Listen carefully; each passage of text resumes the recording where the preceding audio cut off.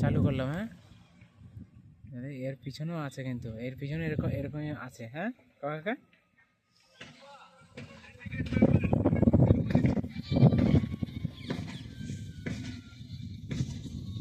জোর করে টানে নিয়ে এসেছি। কত বড় শাল এটা! মোটামুটি 20 বছর তো কাজ হবে কি কাকা?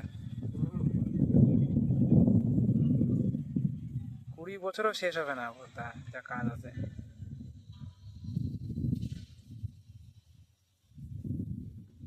20 বছরেও কাজ শেষ হবে না যা কাজ আছে।